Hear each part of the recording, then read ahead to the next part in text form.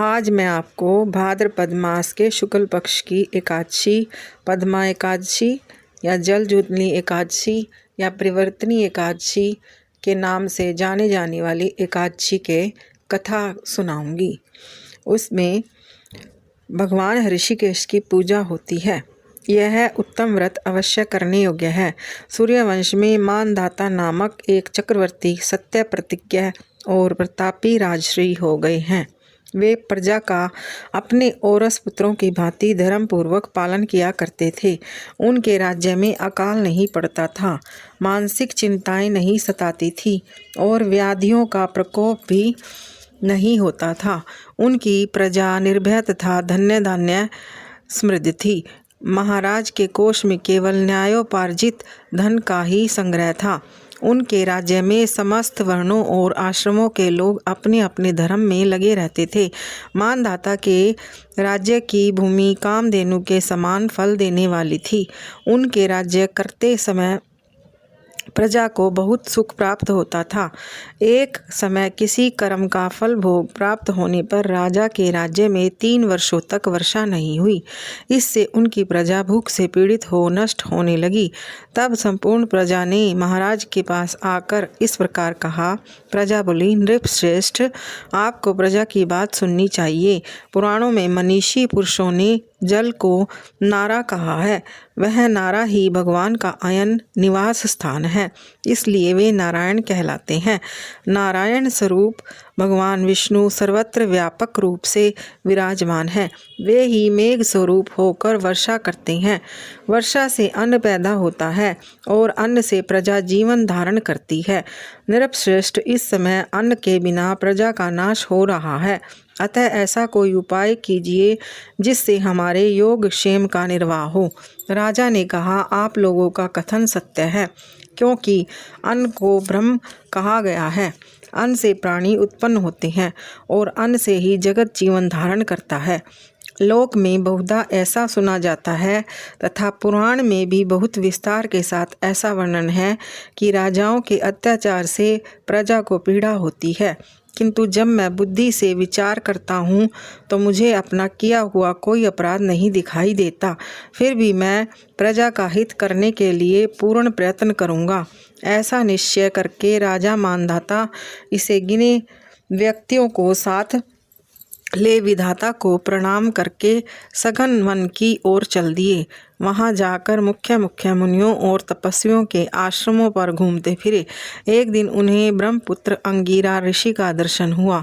उन पर दृष्टि पड़ते ही राजा हर्ष में भरकर अपने वाहन से उतर पड़े और इंद्रियों को वश में रखते हुए दोनों हाथ जोड़कर उन्होंने मुनि के चरणों में प्रणाम किया।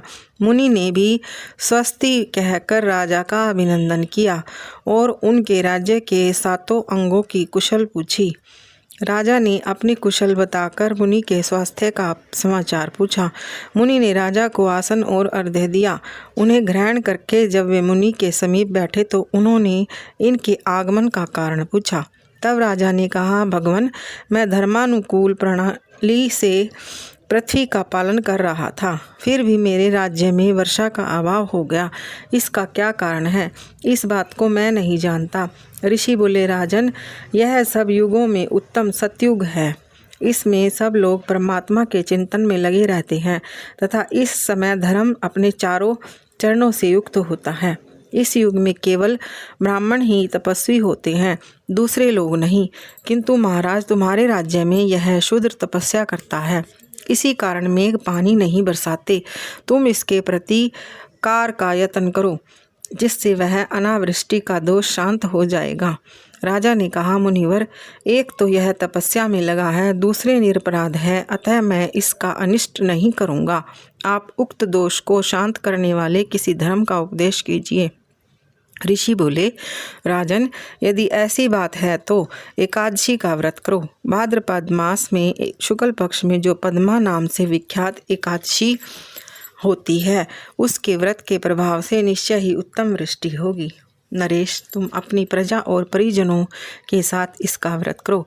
ऋषि का वह वचन सुनकर राजा अपने घर लौट आए।